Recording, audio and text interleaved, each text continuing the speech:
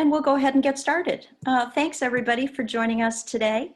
Our topic today is COVID's impact on commercial real estate. We've got a great lineup of speakers. As usual, I'd like to remind you that we collaborate with the City of Cleveland, Greater Cleveland Partnership, ASHRAE, AIA, USGBC Ohio, and Cleveland State University to present these sessions. I'm Cindy C. Segoy. I'm the Executive Director of the Cleveland 2030 District. A huge thanks to our event sponsors for today. Cuyahoga County has sponsored the whole series for us this year, and we're very grateful for that. And we're also very, very grateful for Cushman Wakefield Cresco for sponsoring today, also one of our speakers, and for VOCON, one of our speakers again today. We have a representative of VOCON who sits on our board of directors, and they've been a long time partner and friend to the Cleveland 2030 District. So thanks again to Cresco and VOCON for speaking and sponsoring. This is our lineup of sessions for 2021. Pardon me. Obviously, January, we're kicking it off with COVID's impact on commercial real estate. In February, we've got the future of transportation, then new technologies for a healthy building. We're very mindful to make that some new information and not the same old information that even we presented last year. And then in May, the climate emergency. Exemplary commercial building projects, which is always a crowd favorite, transforming the grid to renewable energy, and then we'll wrap up in November with deconstruction and demolition. Just as a reminder, all of our sessions are recorded and posted to our website under District Library. So if you want to go back and see both the recording and the slides, they are posted to our website. Just a couple of housekeeping items.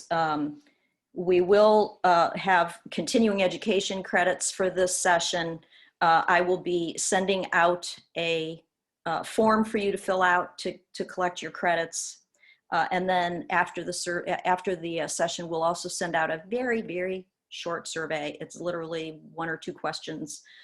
Just tell us how we did today and give us some ideas for other sessions that we might consider in the future. And so please do both of those by close of business today. Today's speakers, we've got Nate Kelly, President and Managing Director of Cresco, Megan Spinos, recently named Principal and Strategy Director for VOCON, Mike Zatz, Chief Market Sectors Group, EPA Energy Star Portfolio Manager, and our very own Isabella McKnight, our Program Manager for the Cleveland 2030 District. So welcome to all of our speakers. I'm going to go ahead and introduce all of our speakers up front today, and that way they can control their own slides, so we don't switch back and forth sharing screens too terribly many times. So our first speaker today is Nate Kelly. As President and Managing Director of Cushman & Wakefield Cresco Real Estate, he's responsible for the firm's overall leadership, direction in the market, and ensuring the highest quality of client service. He joined Cresco after senior public sector positions in economic development, municipal planning, and performance improvement. A respected and connected community leader, he established a reputation as an effective and resourceful strategist and consensus builder. He led more than $1 billion in several catalytic public-private transactions and numerous successful business retention, expansion, and attraction deals throughout Northeast Ohio. He was a critical player in the revitalization of downtown Cleveland, leading redevelopment projects that included historic renovations of once empty office buildings and the redevelopment of the Playhouse Square district. He also led Cuyahoga County's role in the 2016 RNC convention. A graduate of DePaul and Georgetown Universities, Crane's Cleveland Business recognized him in 40 Under 40, class of 2010, and 150 names to know in Northeast Ohio. Our next speaker will be Megan Spinos, again, a Principal and Strategy Director for VOCON.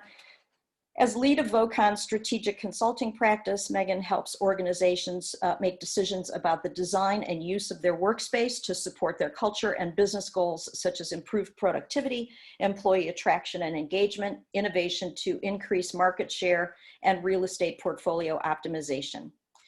Megan and her team are experts at understanding the impact space has on an individual's work performance.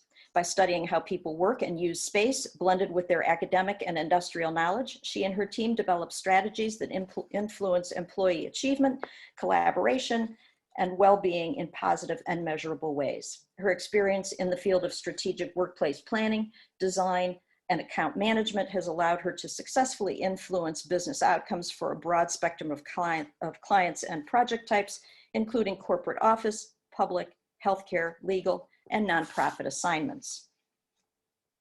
Our third speaker is Michael Zatz, he is the manager of the U.S. Environmental Protection Agency's Energy Star Commercial Buildings Program, where he oversees the development and implementation of activities aimed at improving the energy efficiency of all commercial buildings.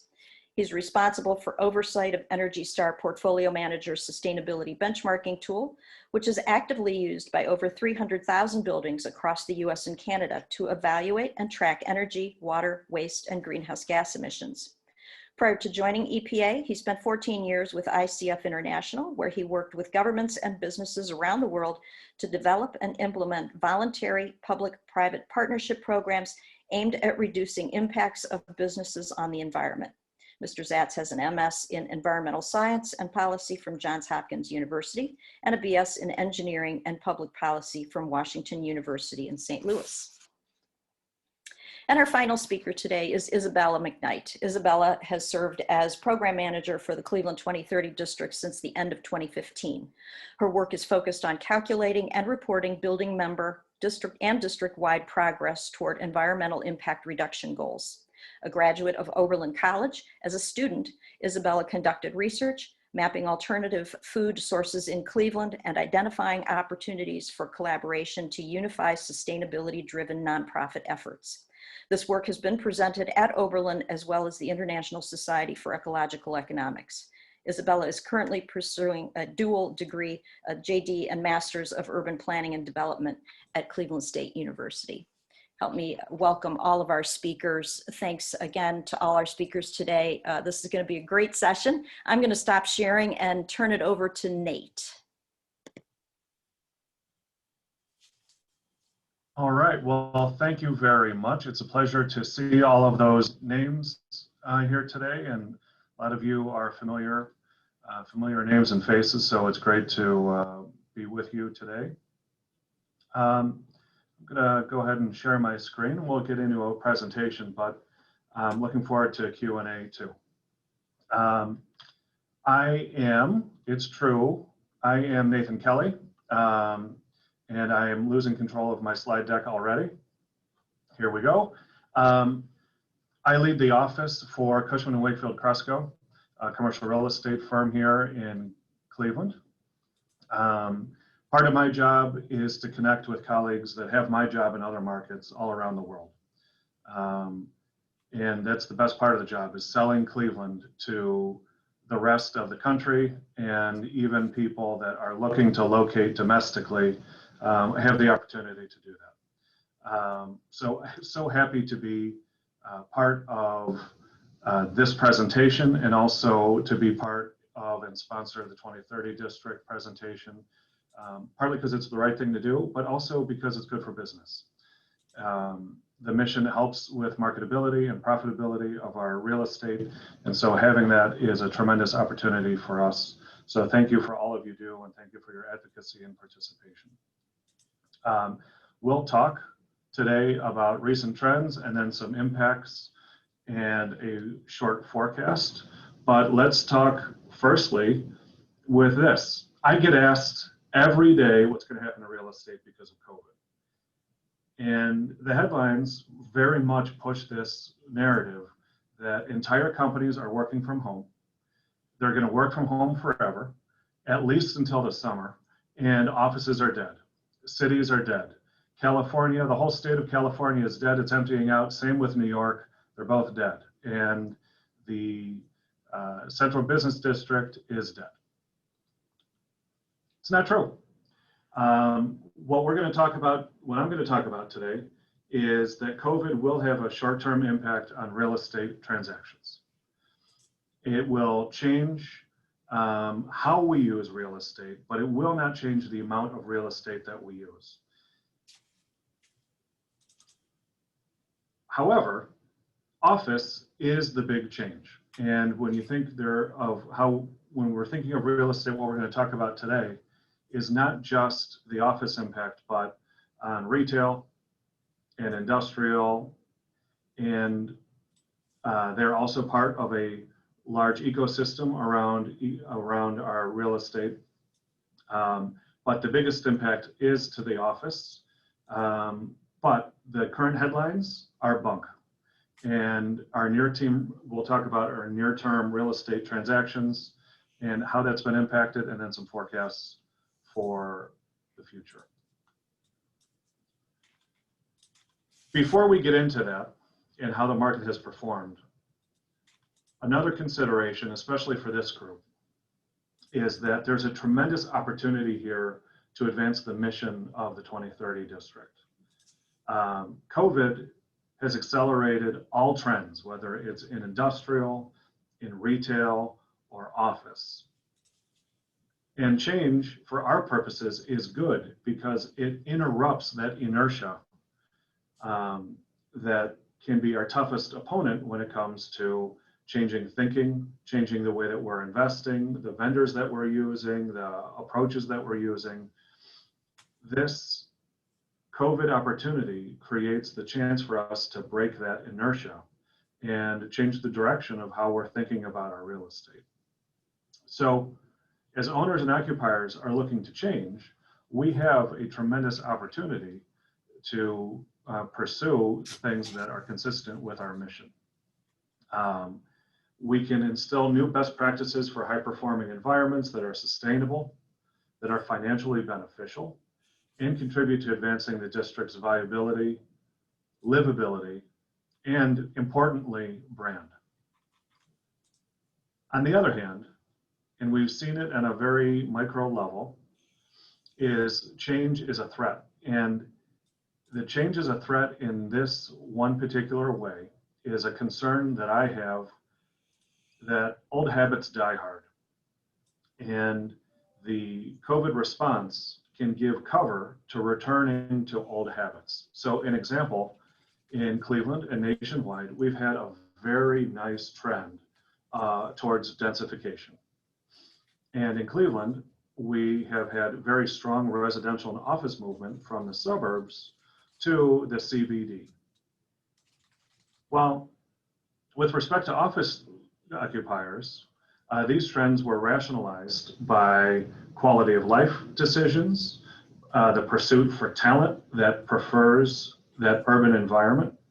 And in fact, as proof, we see a proliferation of a faux urban environment in the suburbs, where they're building what looks to be big cities with density and walkable retail and street walls right on sidewalks. That's to recreate that urban environment. But the talent classes that our companies are pursuing have a great nose for authenticity. And so that has been a terrific opportunity for central business districts like Cleveland. However, back to the threat, is oftentimes the decision maker is somebody that has old habits and would prefer to have a suburban location, probably closer to his or her home. And so we're concerned that those preferences might be set aside when decisions are being made, rather than the pursuit for talent, if that talent is working from home. So I think that that's a threat. A little bit later, we'll discuss that industrial real estate is continuing on a record-setting trend in Cleveland. For more than 3 years in a row, we've had occupancy rates at record levels, and the appetite for much needed construction is growing. It isn't where we want it to be. that rabid appetite combined with other factors like workforce access, access to the last mile for a consumer, has started conversations and activities for construction trends getting reversed that were long held. It always had to be in green fields far away. So there's another opportunity there is how can we push industrial development closer to where the people are. So some of these gains could be at risk, but the pursuit of that last mile delivery will continue. And so I hope all of my hand wringing about some of that risk is for now. All right, so thesis statement is this. COVID is going to have a short-term impact on real estate transactions. However, the way we use real estate will change, particularly in office. But the amount of real estate that we're using, we expect to stay the same. We're going to be rethinking how we use real estate, which is a tremendous opportunity for all of us. And so repeating from my earlier point is that it's going to depend on the use of the real estate. When we're talking about industrial, retail, and office, all trends are getting accelerated. One thing I'm not going to talk about today is multifamily. I'm not an expert in it. And multifamily fundamentals, though, you should know, remain strong in Cleveland.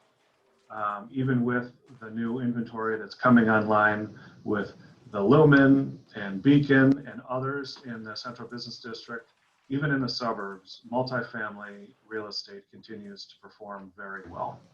It's very financeable, and construction continues.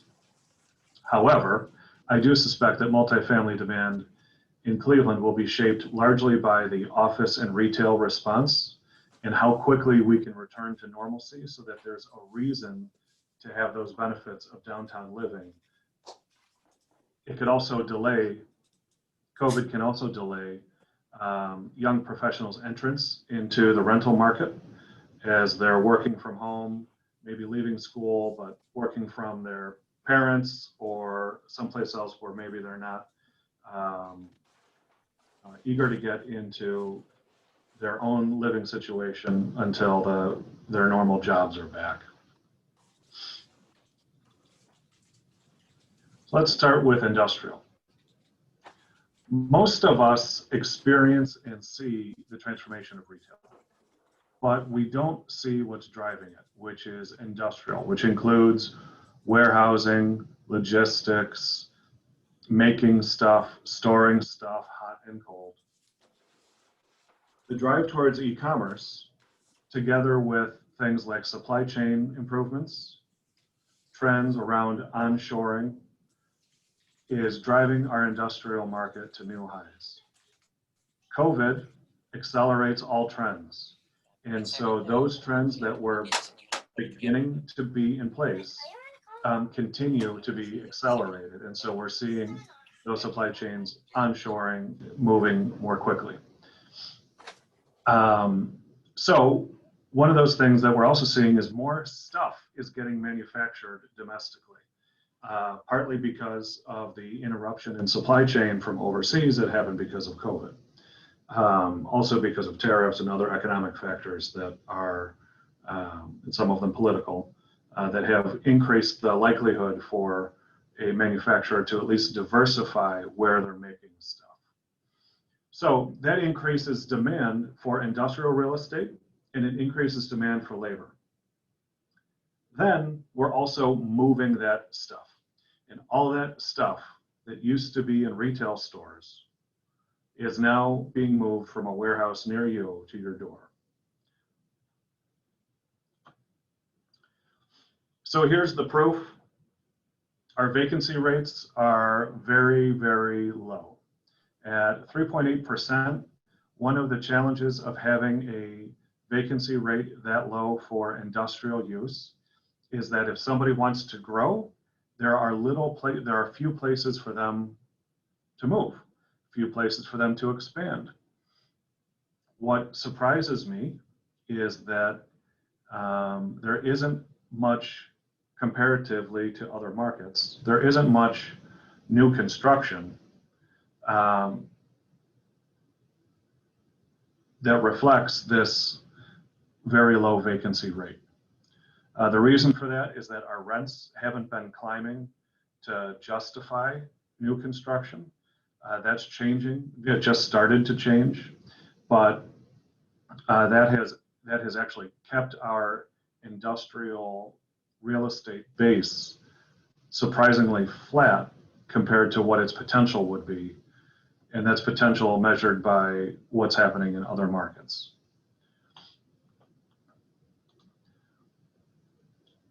Showing leasing, we see different kinds of vacancy rates. The forecast you'll see we're expecting to stay relatively flat, and that's because we do expect some new construction. We think that new construction will be quickly occupied. And so as the denominator increases, the numerator increases, and so what you see is not much in the way of change. But COVID certainly did impact our supply chains, and we expect that those trends will continue. Focusing on that yellow line is our market narrowly in Cleveland. One of the things that you see here is that this vacancy rate that I show on this chart is a little bit higher than what I showed on the prior chart. This chart includes a lot of what we would call, we'd refer to obsolete inventory. It's stuff that is very, very hard to occupy because it has environmental issues or it has excess issues. And so it has been vacant for so long that we wouldn't consider it a marketable product. But the good stuff is going very, very fast.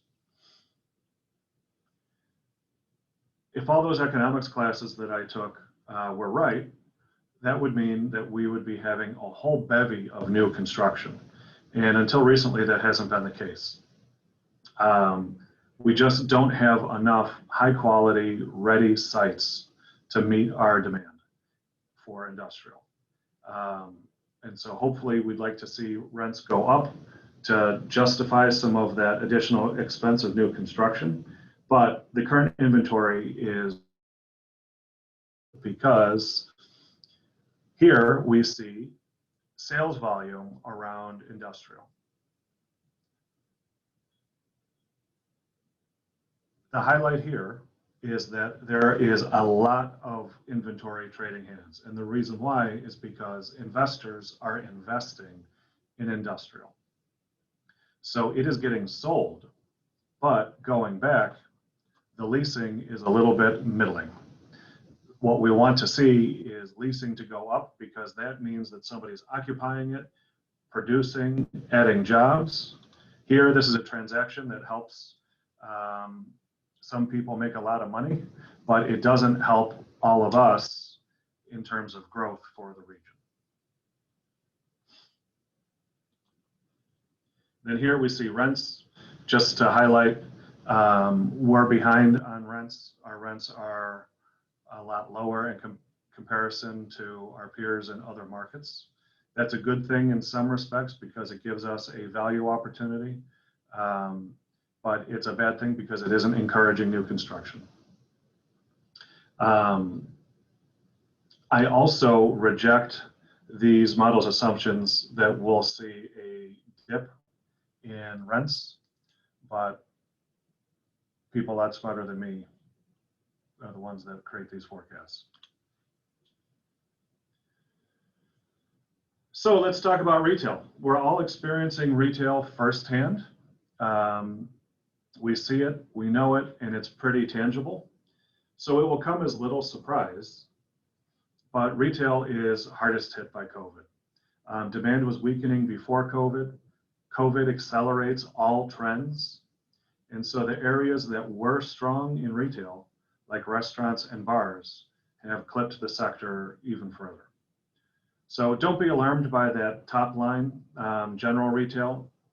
Instead, focusing on the Cleveland market, which but not as much as the national market. That's partly because we have less retail to lose. And not much retail was planned for delivery or under construction in order to create competition for lesser sites.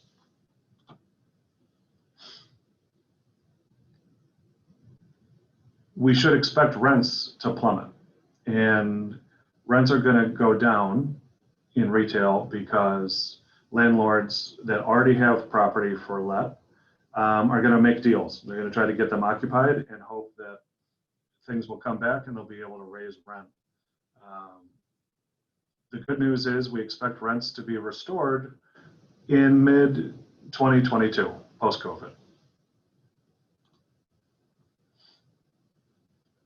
Office is the most impacted and has a direct and uniquely impacted by COVID because of lockdown orders, work from home policies. But some context. Prior to COVID, the best driver for our office market has been multifamily. Multifamily has been driving our office market for two reasons. One, the pursuit for talent. That talent wants to live, work, be near, have that urban experience, and be a part of that densification movement. But also, particularly in Cleveland, multifamily has been a driver of the office market because it has taken a lot of the obsolete office product off of the market to be converted into multifamily. So that strengthens the office market, while at the same time adding an important element to downtown, which is, of course, multifamily.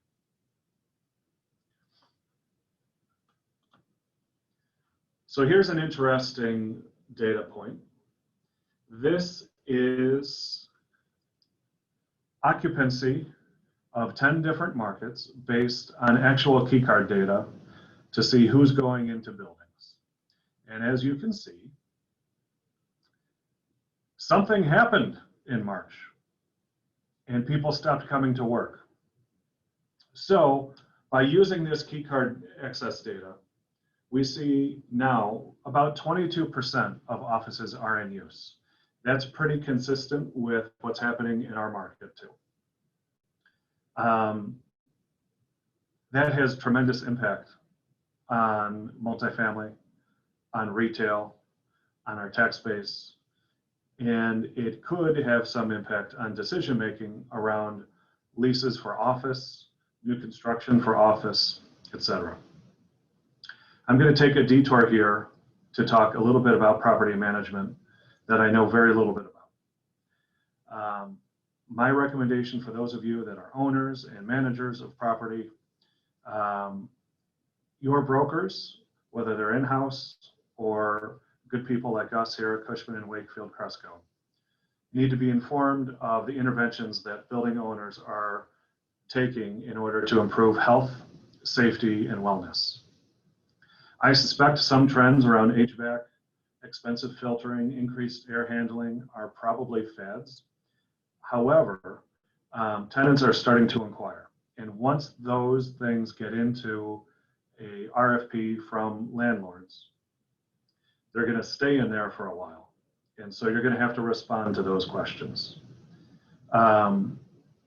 However, in my experience, the decision-making is not going to be based on those factors. Fortunately, most of us consider the pandemic a one-time thing. So the interventions that are taking place make people that are incumbent occupants more comfortable. It helps me rationalize bringing people back to the office. But in terms of moving decision-making for new occupants, I think that's less of an issue. There's also been a lot of talk about subleasing. I wanted to show you that subleasing just in a year has doubled. The amount of sublet space is blooming. However, it is still less, it's about 5% of the available inventory for office. So it's meaningful because there are offices that say that they have space that they no longer need. But it is not necessarily a significant percentage of availability. I do expect it to grow a little bit. And I also expect there to be some people that pursue subleases as a value opportunity for their next lease or expansion.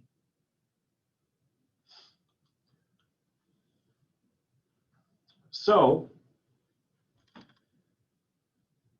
the commercial real estate industry is undergoing a structural shift that is as dramatic as has been seen over many, many years. And the combination of some recession and global pandemic has caused workers and businesses to think about how they use their offices. So when we're thinking about the future and thinking about post-COVID, we're referring to the time after current health concerns have subsided. So while COVID-19 is still part of our everyday consciousness and the health risks are real, the time that we're thinking about in the future is the time where it is less present in our daily dialogue and the health risks are relatively small. The post-COVID future will likely be characterized by organizations determining the right balance of remote work to advance their goals, rather than one that is just abandoning the office altogether. So they're going to use the same amount of real estate, they're just going to use it differently.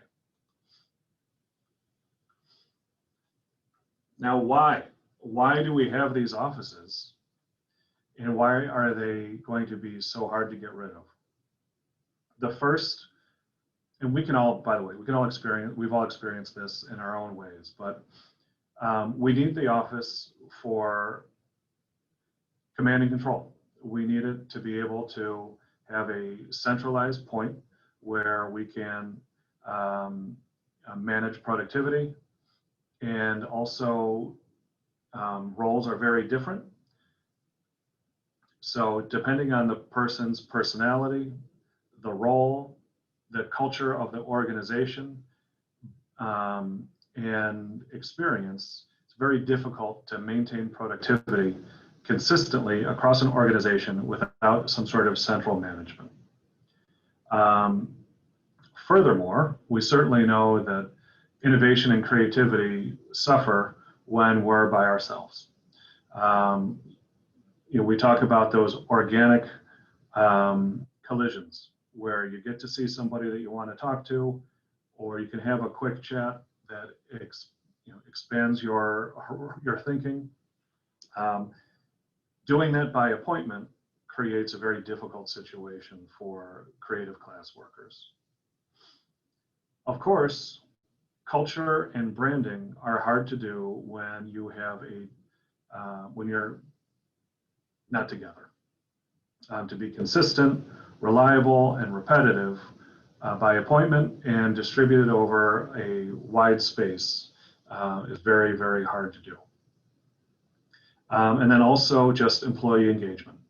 The social needs for employees that reinforce the culture of the organization, including individual social needs to interact with other adults, but also the corporate benefits of collaboration, mentoring, learning, development, and creative ideation are all very important functions of employee engagement.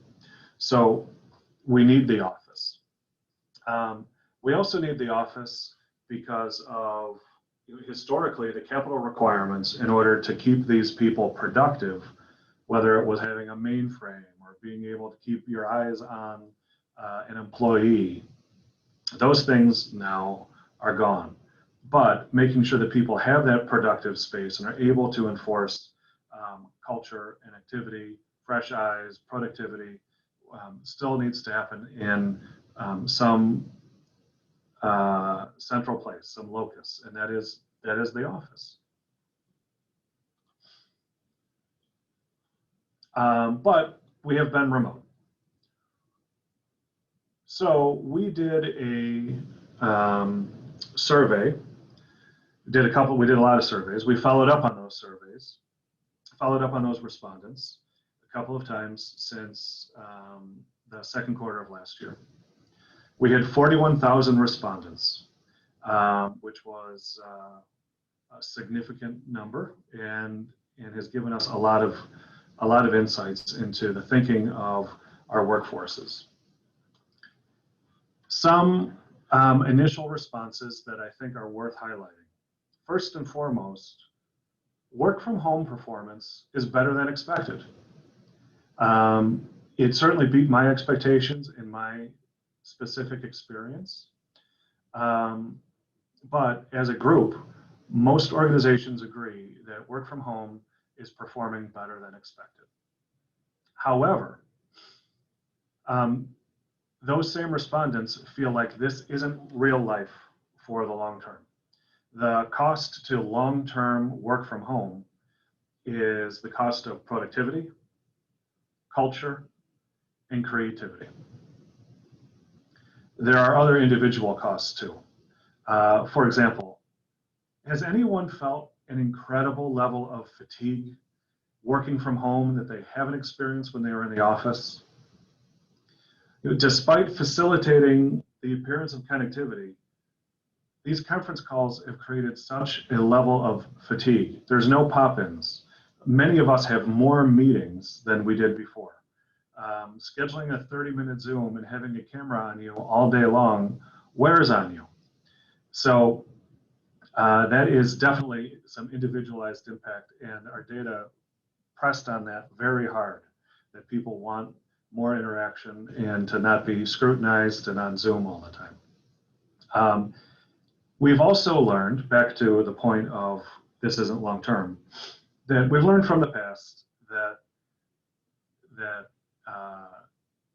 what we're doing differently today oftentimes will return something closer to normalcy. Another theme that we learned from our data is organizations agree that culture is face-to-face. Many organizations have been able to build cultural capital over the past few years through those interpersonal relationships, shared history, buying into the same vision, trust. Organizations have leveraged that reservoir of cultural capital to manage through the change in this crisis of 2020 now into 2021. And that reservoir is starting to get depleted. So we think that we will be back to more face-to-face soon. And in terms of real estate, a return to work will definitely change. And one of those changes is going to be personal experience. In-office workers, the last point is that in-office workers are just better at it. We can send emails, we can do a lot of the tasks of our role from home and individually, but as a group, we are better at when we are more productive. So how we use our offices is going to change, and I'm looking forward to handing this off to Megan to talk about how we use our offices differently. But here is the consensus of what we expect to see from our research, which is, firstly, the future is hybrid. A majority of participants believe that there will be an increase in hybrid work, where employees will spend part of their week in the office and the other part working remotely. In my previous slide, there's some data that shows the sweet spot is about a day and a half out of the office. So whether they're in their home or their third place, employees are going to want more flexibility. It's going to be needed as a perk, but for the most part, we should anticipate hybrid work environments. And to that point, 100% remote work will be rare. Some companies are considering allowing employees to work remotely completely for as long as they like. I think that that's going to be an exception, very much an exception. I think that the businesses and occupiers that use that model They think that they're going to increase their talent pool for positions that can be performed anywhere, and maybe even doing so at lower price points. So getting the best talent from a broader geography for the least price. However, I think the challenges of managing and retaining those same employees are going to require more resources than just saying you can be remote. However, building flexibility is going to be very important for those occupiers. So office owners are going to find that offering flexible spaces to their tenants is going to be important. This could include flexible space offerings for tenants to expand their space when they need it on demand, shrink it maybe when they need it, better common area and amenities that create a reason for people to come to the office. And tenants will definitely find value in those community spaces that are more flexible. And then, of course, layout changes. We've pushed so many people into as little space as possible in a lot of markets. And so I would expect to see some changes there. Long term, in addition to community spaces and conference rooms that are larger, varying sizes, huddle rooms, these trends have already continued. More social areas. We can also see how work areas are changed, how they're shared, if they're shared, etc. And then the last driving force that I see in the future is, in the very short future, is FOMO. I think the fear of missing out is going to be influencing choice. So while so many surveys have indicated that employees want to work half or more of their time from home post-COVID, what we see from focus group participants is that they think this sentiment will change once people start getting back to the office. Workers are going to potentially fear that their colleagues in the office are having a better experience, and that the remote workers are missing out, whether it's missing out on career, missing out on social, etc. This is particularly the case for the group that has had the most trouble working remotely, is the younger set.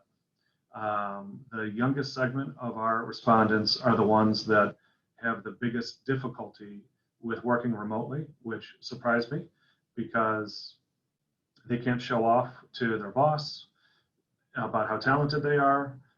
They don't have the interaction for mentorship and other things that are getting in their way.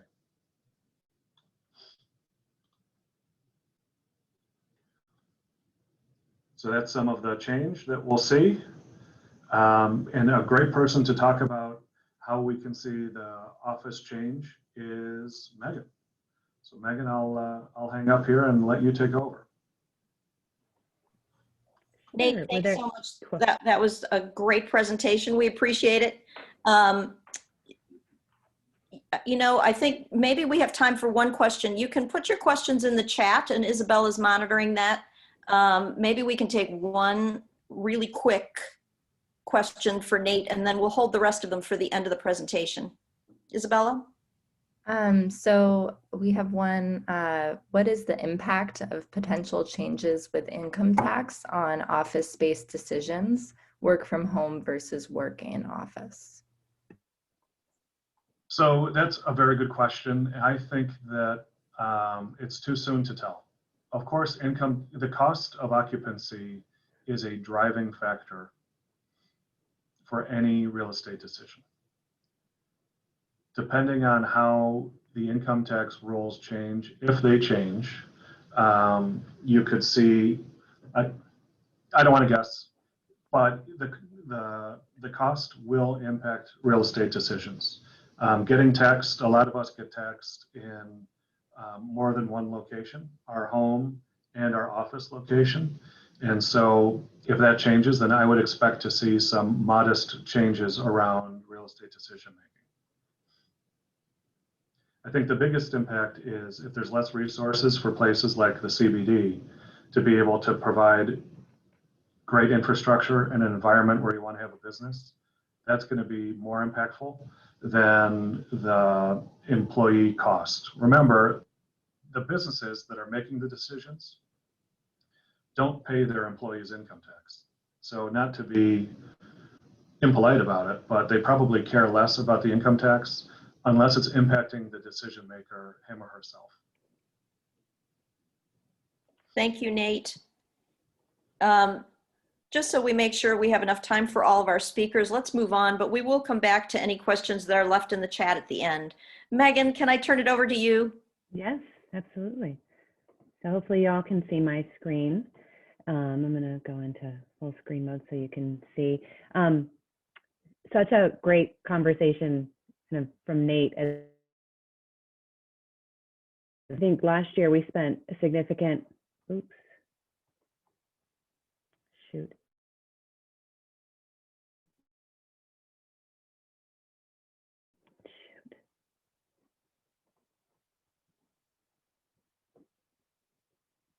Shoot. Megan, if you're having trouble, I have your slides. Just let me know. We can switch back and I can advance slides for you if you can't get it going.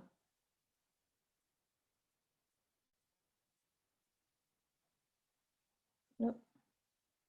We lost Megan. Let's give her just a minute to get back on. And maybe, Isabella, can we take the other question for Nate then right now while we're waiting for Megan to come back? I'm back. Oh, there you are. Okay. I'm wondering if I'm having trouble. It crashed on me when I shared my screen the last time, so I'm wondering if it'll do it again. But we'll give it a go, and hopefully it doesn't. If it does, Megan, I have your slides. Okay, let's hope it works this time. I think we're okay. So just as I was mentioning before, our conversation last year was about understanding kind of where we were organizationally. All of the statistics that Nate shared were really poignant. We had a lot of learnings about our populations and how they were appreciating space and how they were understanding what the workplace was going to be. We were in this gigantic experiment for all of 2020. And I think as the pandemic crisis extended, even though all of the smart scientists told us that this was going to happen, we really didn't have a grasp on it until we kind of navigated into the fall and started to see that this was going to be an extended crisis. So for us, Vocon is 2/3 of our business is geared in corporate interiors. So our jobs are really to make sure that we understand how the built environment supports business objectives, supports the employee experience. So this has been in our wheelhouse for a really long time to understand. What we're seeing right now and where we're moving is the conversation into, okay, what are we going to do? We understand, we've done several assessments with organizations to understand how their people are going to work in the future. There's going to be this blended combination of people working remotely with people working from home. Exactly what that is still coming into view. So we've got those kind of consistent parameters. And Nate, I love what you said, COVID accelerates all trends. I hadn't heard that, and it's like a perfect statement for what we're thinking. But to be more specific, we see that this is the year that with the vaccine in sight, even though the rollout has been clunky and we're still, there's long lines to get this, and it's going to be several more months before we're to the point of wide distribution. We can see the end in sight, and we are now looking at what is that strategy. So just to start, to take you through what have been those influences on work. And if you were on one of our education sessions from last year, we sort of had this hype curve that helped us understand, here's where we are today. How long is it going to be until we're kind of out of this? And we had sort of this 24-month schedule. I think as we continue in, we're seeing this extended. And as you can see, now is the time, as we've moved through these phases, where we have organizations that are looking at really rapid adoption of new strategies, ones that are taking sort of a paused look and evaluating strategic options in the next 9 months, and then others that are taking a much longer view. We have clients that are saying, we're working from home just fine. We're going to ride this out for the next year and really see where we are, because it's not impacting us as dramatically as we anticipated. But the assignments that we're getting now and the questions that we're getting is help us figure out what our best options are on what we do with our space. So I feel like Nate and I had very similar slides here, but just some headlines that we've all seen on things that give us the outside perspective, not design related, not architecture related, but where the conversation has been. And so, you know, you've got kind of this broad panorama of experiences on how the work from home culture is impacting us. What are our organizations going to look like post-pandemic? You know, what is the new purpose of the workplace from CEOs and senior leaders that are leveraging their real estate for really purposeful intent? And I love the headline on the lower right. There's a lot of people that are really having a horrible time working remotely, and they're really anxious about getting back. 1 in 5 of us are just dying to get back to the workplace because that's where we perform best. That's where we have our best work. So last week, McKinsey came out with an interesting survey of about 300 business leaders that we found very poignant in what they were asking. And so what they asked is, what kind of steps are you taking for your future? And what are you thinking of in terms of optimizing your real estate portfolio? They asked a whole range of questions, not only about reconfiguring office space, which these are the 3 statistics that jumped out at us from the short term to the long term. So in the short term, and the bigger numbers were about, you know, 2/3 were doing some sort of reconfiguring around office space in the short term. Middle term, some were terminating leases early or renegotiating leases. And again, this is more Nate's world than mine, but just what are they doing? About a little over half were shifting towards fewer and lower cost locations. So thinking of a multi-location strategy. There were other things on that spectrum, from flexible work policies to remote work options, to, you know, just kind of the broad spectrum of different strategies. They could take physical distancing, all those things. But what it was interesting to us is how many are really thinking of this along the course of this year. So when they mentioned short-term to long-term, it was within the next 9 months. So the invitation back to work is, we are working through this. The assessments that we've done, and we've done a handful of them with organizations, and we've got several going on right now, is refining what the purpose of the workplace is. We know that we're going to have this hybrid of remote and in-person work, but then if that's the case, what kind of things are we going to be doing when we're back in the office? And what sort of spaces do we have to start to plan for? So last fall, we had not seen a lot of insight into kind of what these qualities might need to be. So we surveyed about 50 of our clients, and each of those represented, when we added it all up, represented about 450,000 employees. And what we tallied it up and we asked, what purposes do you want to come back to the workplace? These were all of them. So kind of hinting at what Nate said earlier as well, you know, for intention and collaboration and working together, ideation, mentorship. The one thing that we've had a lot of conversations about is advancement. And Nate kind of mentioned this as well. How do I advance myself in my career? How do I get recognized? How do I start to share my talents with others? It's so difficult to do in a very planned environment of being in a remote setting. So our point of view here is that, you know, we have always been talking about the workplace. My title for a very long time was Workplace Strategy Director. So workplace is kind of akin to us, and it's the place of where we're going as we move out of COVID. And remote work becomes more mainstream, and we learn how to integrate our physical presence with the nature of work. We see these spaces more as a work center. So these are catalysts that help people grow and connect and advance the enterprise. So, you know, maybe we don't change the definition altogether, but we're starting to think of it in a new way. So how does this impact the design of the spaces that we're starting to envision? One thing we've very carefully cautioned our friends and our clients over the last 9 months has been to not to rush to a new style of working, not to rush to a new arrangement of spaces, but to really think thoughtfully. Don't overcorrect, because there's quite a few indicators out there that when we are through the pandemic, we are going to be working differently because we're able to, and the opportunities are there. But we, as Nate said, we don't see a huge lessening of office space in the general sense. Obviously, every organization is going to be different, but the impacts are going to tweak the way that we're using space. So as we start to think of kind of how we see the future of the workplace. And I'll go through each one of these one by one. We see it kind of in 5 realms. The first being the new meaning. What is the space to your workforce? What does it mean in the whole context of things? There was a great New York Times article that our director of marketing shared with me last week that mentioned that the workplace is going to be a consumer good. As we have competing interests and we have choice now that has been opened up to us in so many new realms of how and where we work, we really have to think about defining it for performance, defining it for connection, defining it for focus work as well. So we are asking organizations these questions, and what does this mean to your organization?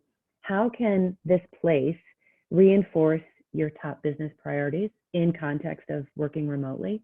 What kind of technology changes are we going to see and we're going to need? The big question, and it hasn't been answered yet, and we're partnering with a few technology interests to figure this out for the physical space, and I'll show you some images that'll kind of articulate this, is how do we seamlessly integrate a population that is remote with a population that is on site in a way that they don't feel like they are a second-class citizen to who's in the room, and that we do so thoughtfully and we integrate. Because I was in a meeting yesterday and I was in the room and there were 4 people that were patching in and there were 7 people in the room.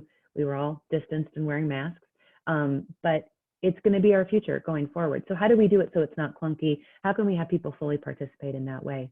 And how do leaders inform or reinforce that to the culture of how we're changing? The change management aspect is significant.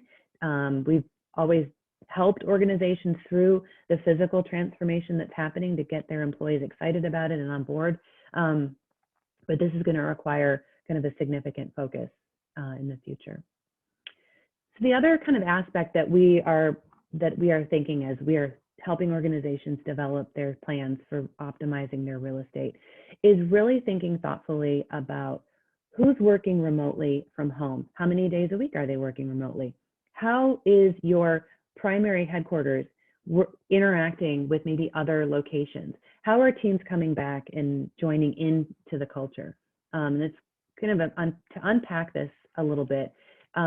We're working with an organization in New York. Our offices are based in Cleveland and New York, so we have quite a few. We're global, but we have clients in both of those locations. And this organization has been an accounting firm, has been working successfully remotely in all of 2020, and felt that they, to get to Midtown Manhattan was kind of a struggle for some of their population that was in New Jersey, in Long Island, other parts of New York. So they opened up a Long Island satellite office. This office is completely free address. It is really flexible, reservable space. It's fitting into their real estate portfolio as a satellite. It is the spoke to their hub. They will always maintain their Manhattan location. It's temporarily closed because in all of this, they happen to have a fire, which just was a cherry on top for them of a terrible year. But as they think about the future, that whole ecosystem will be really important to them. It creates a lot of opportunity for them as well. It creates space that their team members and leaders can go to very quickly and easily from where they're working. It helps promote engagement. It's also an attraction feature for them. So thinking about this hub and spoke concept in a multitude of different ways. It's opening up our talent opportunities for us as well. It's opening up opportunities for real estate savings as we're thinking of, do some locations close as others open because that's a less expensive office to open. Internally, we've been talking a lot about the exodus from markets like San Francisco. If you've been studying that at all, having those types of decisions to be made is really what's weighing on a lot of people's minds. Wanted to mention our client in Westfield. We've worked really hard with them over the last several years, even prior to COVID, on their real estate strategy. They are in the middle of Cleveland and Columbus. And as you'll note, that's a pretty tough place to go, but they decided to build a destination. And even through COVID, they've been obviously not in the workplace because of the pandemic. But when they come back, they are coordinating their schedules. They will still have a hybrid of opportunity of remote and in-person work, but their teams are going to be structured in such a way that their department leaders are setting the cadence for their week so that they are able to integrate when they're on site. Because I think big concern a lot of our clients have is, well, if we just sort of leave it to chance, everyone's going to be in the office Tuesday, Wednesday, Thursday. No one's going to be there Monday, Friday. And then we have real estate that's sitting really empty in those times. So one thing that we've learned from the assessments that we've done is that though we have this sort of flexibility and choice, which is really great for a lot of people and how they work, we still need a little bit of coordination on how this all starts to come together. So as a designer and an architect, on putting our hats on, mapping out how all of those factors come together is really key to developing our program of how we're going to start to design space for the future, because all of these things are changing. As you can see from that theme, they're all organizational drivers, not necessarily design drivers yet. So the third aspect here, and I think we've all been talking about this, but here is where we really have to kind of figure this out, is studying and understanding how our teams are going to come together in a hybrid environment. We've got a digital workplace, we have a physical workplace. How do we seam those together? I kind of made the suggestion of that earlier in the technology aspect of that, this cadence aspect of that, how we schedule people, where they're located in the building or in the office space, and how all of that starts to come together. So what we're doing is helping to map how all of that starts to envision. And then how does technology start to glue us all together? How does reservation systems help to glue us together? Where's Megan today? Oh, I can see from the reservation system, she's in the second conference room on the 3rd floor. Those things will be assistive to us as we aren't able to predictably figure out where we all are. And then starting to prototype. So this is what we're doing now. If I would be just so bold as to say, you know, we've got several projects that were in flight prior to COVID that we're building through. We're doing this now where we're starting to understand what are our scenarios for planning. By understanding sort of that who's going to be where at what time, what days, helping organizations to have some flexibility in that, it helps us to sort of pull together planning scenarios that really leverage agile design strategies, flexibility, because of a number of factors. We know, one, we're going to change about the immediate time that we reoccupy the office, whether it's later this year or early next year. So we know that we've learned so much, we're working differently, and we're just going to continue to evolve. So the work plan has to continue to evolve as well. So what are those elements, and how can we start to consider how we're starting to come together?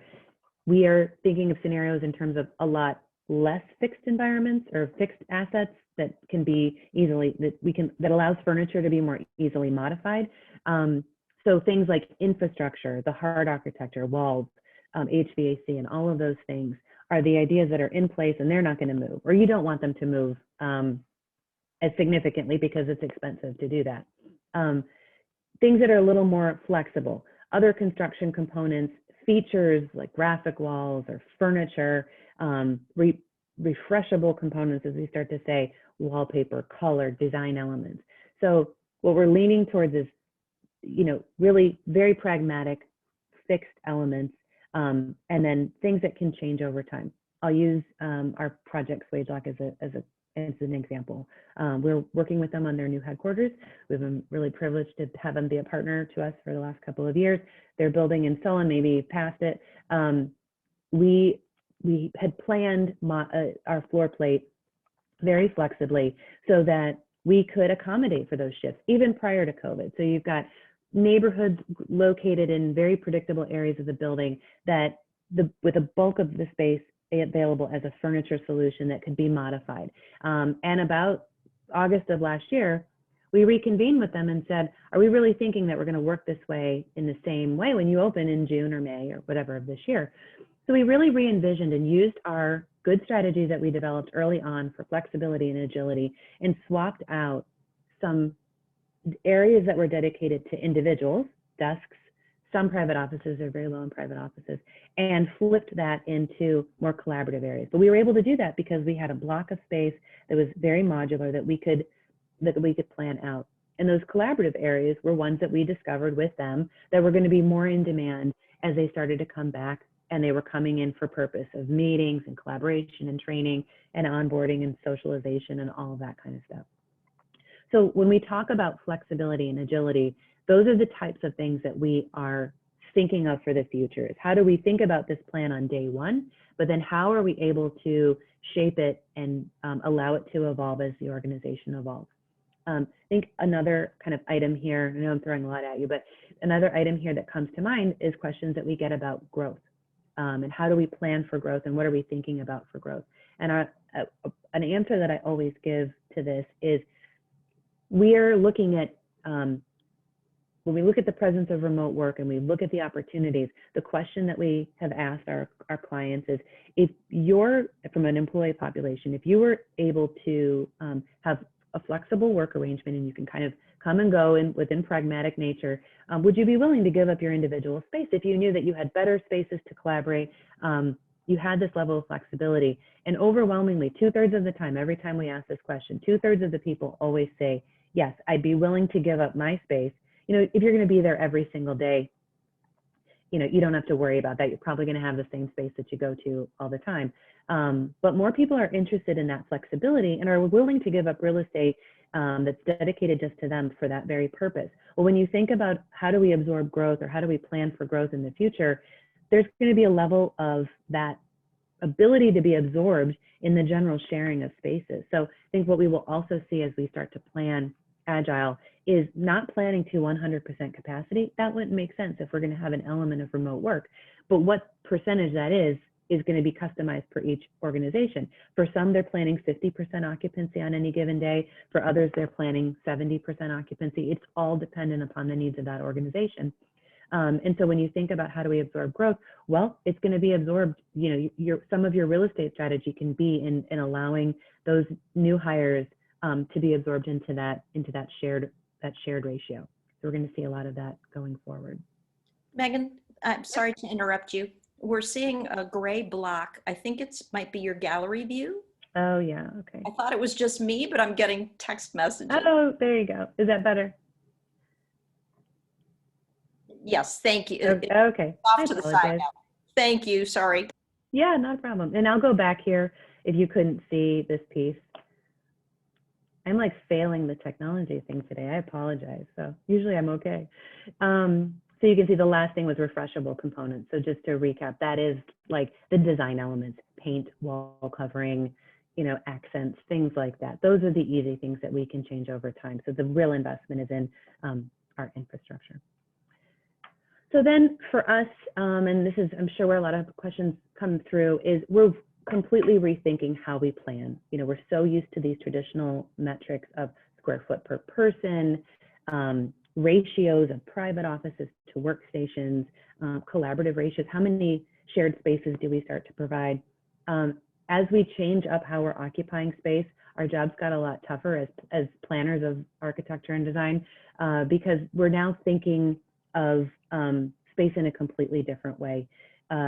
Those old metrics still do influence us, but we're thinking about space that supports people and the activities and the tasks that they're doing. So it just requires a new way of thinking. And in some of the kind of examples, you know, I spaces where those are spaces for me. Do we have a new thought and a new mix of spaces that support the individual? A desk, a private office, a hot desk, a hoteling spot, so to speak. How are we thinking and planning for we spaces, which are the collaborative work areas that we all share? Conference rooms, open and closed, you know, huddle rooms, training rooms, all of those spaces that support the work that we're doing, presentation spaces, and then thinking about those us spaces, those spaces that many of us had in our workspaces prior to COVID and still do probably, that were there for hosting guests, hosting events. As we come back to the workplace, we see a renewed interest in that because that's how we're getting together and that's how we're collaborating. We have a client that is really, a lot of their workspace is going to be rejiggered and shifted around to accommodate, you know, the new reason why people are coming into the workplace, but they still want to maintain this very specific area that they have for guest events, client events, learning events. Those are really important because they see that as a connection not only to their culture, to one another, the development of their people, but also to their clients and their partners. And then also those support spaces, those spaces like cafes, those spaces like coffee bars, not only the food service areas, locker and storage. So as we have people coming back to the workplace and they don't have a dedicated individual space, they still need spaces to store their purses and coats and boots and all of their other things and files and stuff. So thinking about support spaces in a different way as all of this stuff starts to navigate.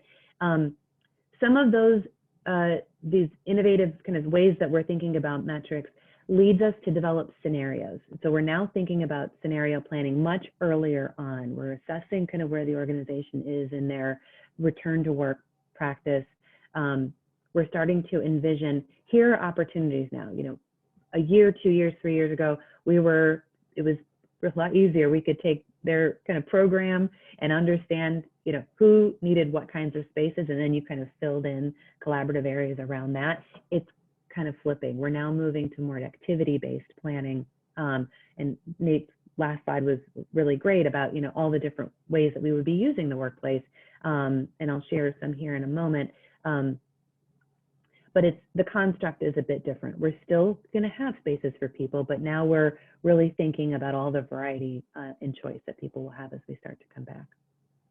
Just a note here before I leave this slide. You know, I mentioned that we had that really great question that we asked is if you were offered a bit more flexible work arrangement, would you be willing to give up your assigned space? In our studies, that is 100% related to generation. And I don't always want to put the generation spin on things, but it is just an appreciation for space and an experience of how we've worked through space. We now have Gen Z in the workplace, and when we ask that question, 100% of Gen Z over and over in all the different assignments were willing to give up their space for a more flexible way of working. And it went inversely into generations as we went through millennial to Gen X to the baby boomer, and then still having some traditionalists in our workplaces. So it's just how we've all been conditioned to use and appreciate space. But I guess the advertisement there is that our future generations that are coming into the workplace are really thinking about space in a much different way. And some of these scenarios and these strategies that organizations are developing are really with that in mind. And can we unhinge ourselves from some ideas that we've had previously about space? So wanted to share some ideas in action and give you an example of where we are going. We have a client, PwC is a great partner to us, and I have always said that they are at the bleeding edge of our portfolio. They are experimental, they are innovative, and they have the ability to be, yes, they have the tax practice, and that is still working in a very kind of traditional way, but their consulting and other elements of their business really do think about space very differently. So this is their about 1 million square feet that we've prepared for them in New York at 300 Madison. And we took a couple of floors of that tower, and the goal was to plan it completely flexible way, all activity based, and to see, again, an experiment in which client, you know, is able to let you do that, to see how often it could be used. You know, they have about 10,000 people are assigned to PwC's 300 Madison office, but they really, prior to COVID, only had about 7,000 people accessing a day. They're very keen surveyors of occupancy and badge information. There's strong reservation systems, so they obsess over the metrics and how they're using their space, which we love. It's great information for us to plan from. And that 70%, so roughly 70%, it's a nice round number, was because their consulting practice people would be out and about at client sites and the like. They also had much more flexible work policies that you could reserve space. You didn't have to be in the office every single day. So these 2 floors were really experimental for us. And so we planned a mix of, let's just go back to this, you know, a business center where they could connect with a help desk, ability. Over here you see kind of their office support spaces where there's a locker that's there that they could put their stuff, that they could pick up packages and things like that. Other aspects of the floor were phone booths where you could go and take a quick call, open areas to drop in. You know, you're going to sit here all day and work, but a different setting that allowed you to think a little differently. Varieties of spaces that were all connected. So you see here, you know, we're working together, we're able to share to the screen. Just a broad variety of spaces that allowed opportunity and choice. And what we learned that these floors were occupied all the time. And so we had really, really great response to this, a very desirable location for them in terms of variety. So this is a coffee bar and food service area where you can see these were actually we were on site that day, and this was prior to COVID, of course. But we didn't have to stage this. This was actually this was live. So when we were setting up cameras, we just said, "Do you mind if we just take your picture?" And they said, "Yeah, that's fine." But this was real life for them. So really dynamic space. The other floors were planned by department and kind of in a more traditional fashion. They still don't plan to 100% occupancy. They're at about 80 to 85% in other avenues. And that number is going to get a lot more aggressive because they're studying how they're going to be working post-COVID. But these floors were a real success, and they carried into some of our planning concepts in San Francisco and other offices because they were really successful. So thinking about the future, PwC is a great example of future in motion because we were able to take photography of it. But we have a couple of renderings that are in flight work that we're working towards. We mentioned thinking about flexible and modular spaces that can reconfigure over time or have a broad variety of uses. That's where we're going with space, and how we configure that is, obviously unique and individual to each client. But we're planning for investment. We're planning for utility of the space in the long term. This is it's a rendering, but looks pretty real to me. I'm never good at this stuff. But spaces where individuals can meet and gather, multi-purpose uses like a garden space that allows natural views to the daylight, allows people to meet, dine, socialize, learn, collaborate in a really flexible way. So these view spaces are going to be really important. Open conferencing spaces. So you can see here, there's a bit of flexibility. It's all, I don't know if you can tell the glass, but because of the concern, which people still have about the environment to which they're returning, can we have spaces that can be both enclosed and open? Open, if it's just our preference, but enclosed when we need to offer privacy, acoustic or visual or whatever. Obviously, we don't have film on the glass because you wouldn't be able to see into the room. But we're thinking about how these spaces start to come together to offer those varying degrees of enclosure for air circulation and the like. This is a key space. I mentioned kind of how do we integrate teams thoughtfully. Again, a space that can open and flex into larger spaces, but how do we bridge the gap between who is on site and who is working remotely? So a space like this gives us a lot of flexibility. It gives us a lot of flexibility for the type of interaction we're going to have in there. Are we presenting? Are we teaching? Are we learning? Are we collaborating? Are we working together like in our firm on huge sets of drawings and we've got to collaborate and interact together? This allows us to do a lot of things in that kind of space, and then integrating that technology, integrating our teams who can be on screen and then see us at the same time would be really key. So we're working through this technology at this moment. And then also virtual meeting spaces. So more spaces that are in the open, and you'll see kind of the example of what I mentioned where you can interact and see individuals, but it's a completely flexible space, and it also looks great. Just assuming that was more of an enclosed environment, but here is a truly open environment that allows us to interact. Our whiteboard space. Again, these are just concepts at this point, but these are the spaces that we're going to start to see more and more of as we go into the future. And then, of course, recreation space. It's always been a piece of it, but we're seeing this. Actually, I didn't share an image of it, but on the PwC plan for 300 Madison, we had spaces like this that could be reconfigured. So you see, you can do, there's the yoga room in the back. We used that space for yoga, for meditation.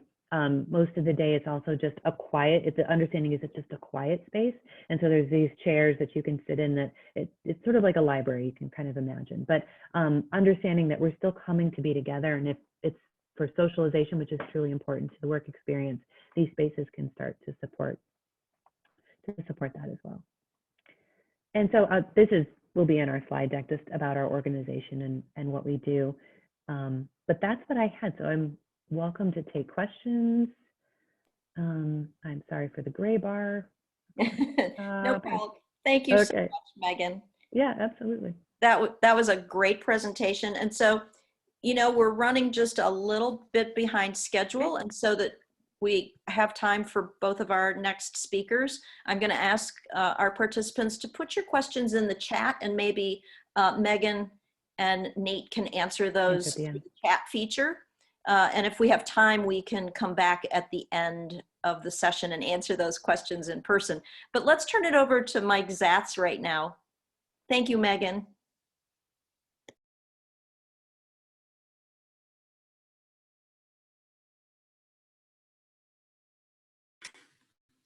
Hi, thanks. I am trying to share my screen here. I'm getting a little bit of message about internet connection problems, so hopefully I'm going to be coming through loud and clear. Can you let me know if you can hear me? Yep, okay, we can see your slides, but just in case you lose connection again, I'm your backup. I've got your slides. Okay, great. All right, so thanks very much for having me here this morning. I'm going to now, we've heard a lot, I guess, about what's happening in the real estate sector, in particular in Cleveland. I was asked to come on and join you all this morning to tell you a little bit more about what we've seen at the national level from the Energy Star program, and in particular how it's impacted our program and our work with our stakeholders across the commercial building sector.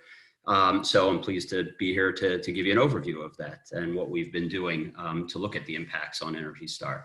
I will say, hopefully most of you are familiar with the Energy Star Commercial Buildings program and some of our tools and resources, because I will be talking about some of those, in particular our benchmarking program with the Portfolio Manager software tool, and also our Energy Star scores and our Energy Star certification program. That's going to be really the focus today. So what we're going to cover here, I'm going to start by telling you a little bit about what we've done to assess the impacts of COVID-19 on building operations. Heard a bit about that earlier. I'll give you some of what we've heard from our stakeholders.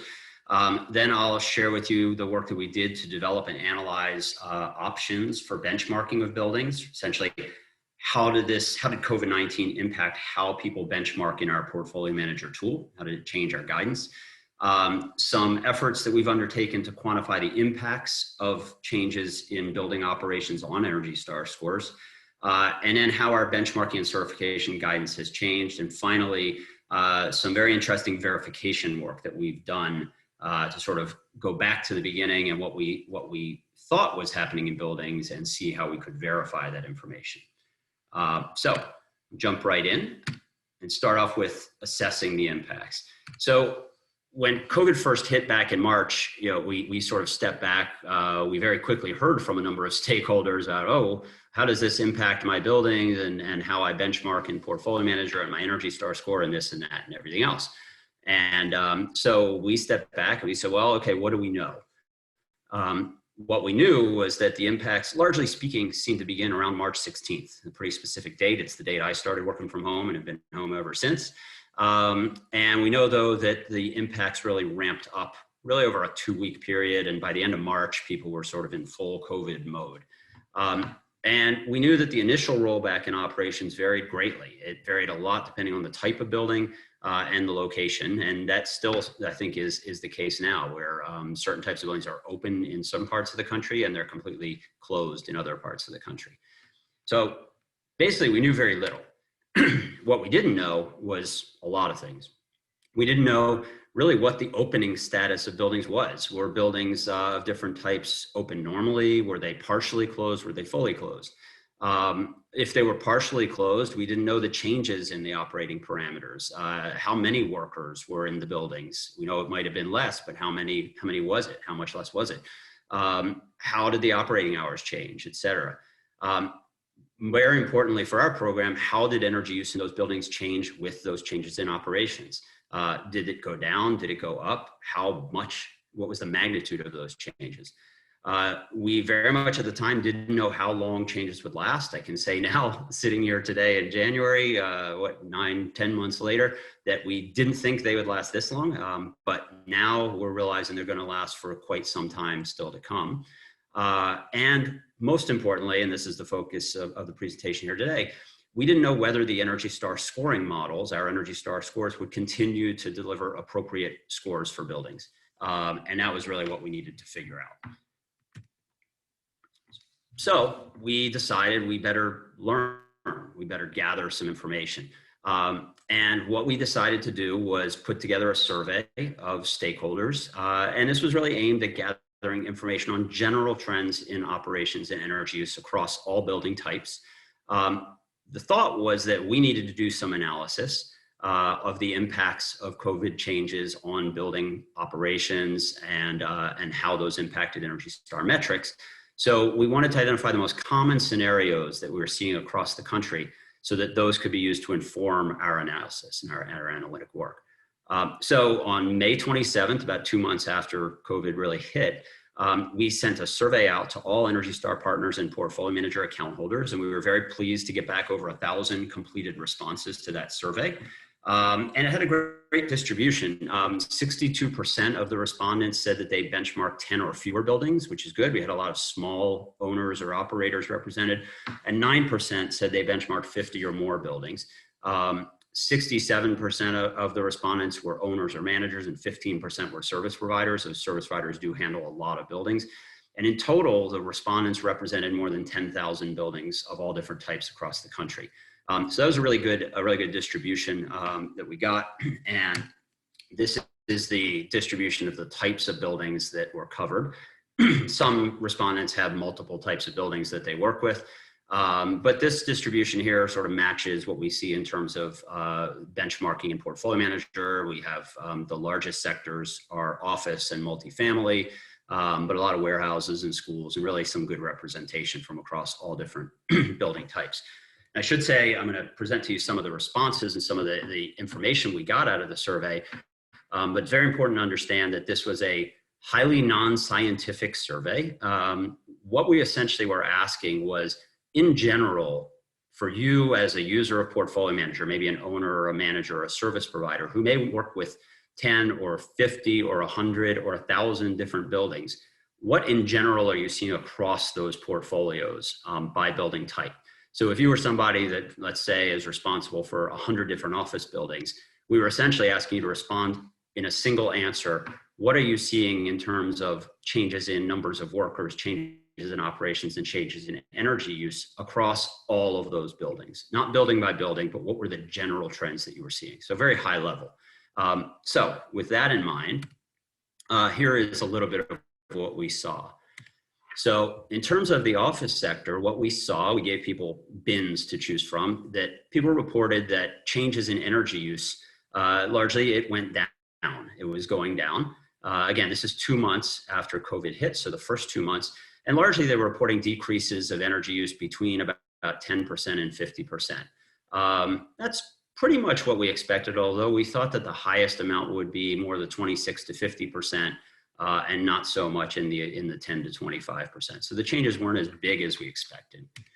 In terms of number of workers, that was pretty much as expected, with the vast majority reporting that they had reductions in number of workers of between 75 and 100%.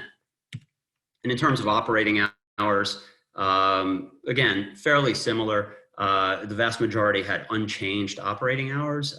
Those that did decrease, it went down a little bit. And this is really important for office. I think what people didn't realize from the beginning is most offices never actually closed. Individual tenant spaces may be closed, or they may have significantly fewer workers, but especially if you're a multi-tenant building, office building, which most are, the buildings had to continue operating, because if there was one person in each tenant space, you still had to condition and light the building and keep it running. So our partners in the office sector like to remind us that most office buildings really never closed. They just had reduced occupancy in them. And that has a very big impact then on the energy use and the results that we saw. Next, I want to share some of the response from the warehouse sector, which was another interesting one.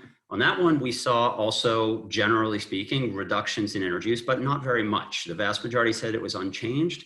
And then some did have some smaller decreases in energy use. A few had increased. I think as we thought about that, it sort of made sense, because they also, largely speaking, reported very little in terms of changes in workers, very small reductions in number of workers, and most reported essentially unchanged operating hours. I think, in hindsight, that made a lot of sense to us, and I think especially since then, more people started ordering things online. And yes, of course, some buildings just shut down initially, but then as people figured out how to work with COVID, with COVID around, warehouses reopened, and in fact, many of them ramped up their operations because there was just a lot more online buying and a lot more need for warehouse operations. And then the last one I want to share here was multifamily, because that was one that we thought would be pretty different, and it was. Multifamily is one of the few, or possibly the only, building types where we expected to see an increase in energy use. And in fact, we did hear that from our respondents. Largely speaking, they were reporting increases of between 0 and 25% in terms of their energy use. I don't have similar graphs for operating hours because that's not really a thing for multifamily. They're 24/7, obviously. And the same for number of workers. It's not something we look at in our Energy Star score models for multifamily.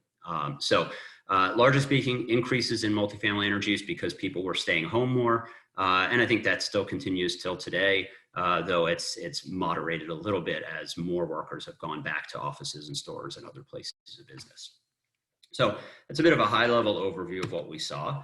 So with that information in hand, we had to then decide, what did this mean in terms of what guidance we would give people to benchmark their buildings, and they wanted to continue to get accurate Energy Star scores and Energy Star metrics.